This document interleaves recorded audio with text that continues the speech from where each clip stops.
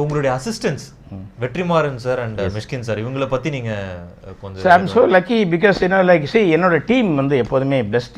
நான் எப்போதுமே ப்ரொடியூசர்ஸ்ட்டை நான் முன்னாடி சொன்ன மாதிரி நல்ல டெக்னீஷியன்ஸ் எனக்கு வேணும். ஆர்டிஸ்ட் வந்து யார் வேணாலும் போட்டு படம் எடுத்துடலாம், ஆனால் எல்லாரையும் போட்டு டெக்னீஷியனாக பண்ண முடியாது. ஆனால் புது டெக்னீஷியனும் நான் பண்ணியிருக்கேன்.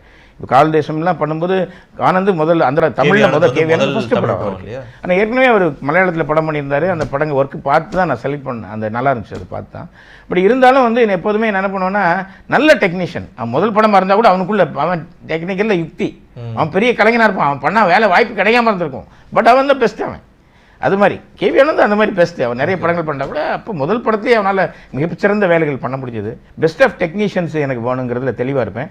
அதில் வந்து வெற்றிமாறன்லாம் சேரும் பொழுது நான் கேட்டேன், நீ படிப்பியா? ஆமாம், வரும்போதே புக்கோடு தான் வந்துருந்தான்.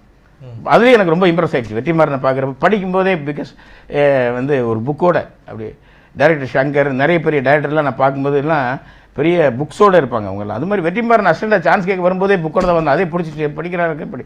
படிப்பேன், நல்லா படிப்பேன் சார். நாவல் டக்குன்னு ஒரு 10 நாவல் பேர் சொல்லிட்டேன். எனக்கே தெரியல அந்த நாவல்லாம். ஓ, நல்லா படிக்கிறாள்னு. அப்புறம் நீங்கள் என்ன வயசு? பாலுமேந்திர சார்ட்ட ஒர்க் பண்ணேன். இந்த மாதிரி பாலுமேந்திர சார் வந்து எனக்கு குரு மாதிரி. ஏன்னா பாலுமேந்திரன் 3ஆம் முறை டிசைனரை ஒர்க் பண்ணியிருக்கேன். நீ அவர்கிட்ட விட்டுட்டு என்கிட்ட வேலைக்கு வந்தேன்னா நான் ஒத்துக்க மாட்டேன், ஏன் அவர் தப்பாக நினைப்பார், ஏன்னா நான் அவர்கிட்டலாம் வாய்ப்பு கேட்டு நின்று படம் வந்து வந்தவன் ஏன் அப்படி இல்லை சார், பாலுமேந்திரா சார் சொல்லிட்டாரு நீங்கள் இப்போ வந்து வெளியே வேலை செய்யலான்னு சொல்லிட்டாரு அப்படின்றதையும் எனக்கு கன்ஃபார்ம் பண்ண அப்புறம் வெற்றிமாறன் அசிஸ்டண்டாக சேர்ந்தார். Vetrimaaran also very sincere reader. அதனால தான் அவனுடைய படங்கள் இன்றைக்கி நாவல் மாதிரி படம் இருக்குது. ஒரு படங்கிறது ஒரு நாவல் மாதிரி கவிதை மாதிரி இருக்கணும். எனக்கு பாரதிராஜா படங்கள் பார்க்கும்போது சினிமாங்கிறது ஒரு கவிதை இடம் மாதிரி எல்லாமே அப்படி இருக்கணும், அது மாதிரி அமையணும். அது மாதிரி இப்போ மிஸ்கின் கூட ரொம்ப அற்புதமான ரீடர். எல்லோரும் படிக்கிற பசங்கள் படிக்காது. இப்போ சில விஷயங்கள் சில பசங்களுக்கு இதில் இன்ட்ரெஸ்ட் இருக்காது.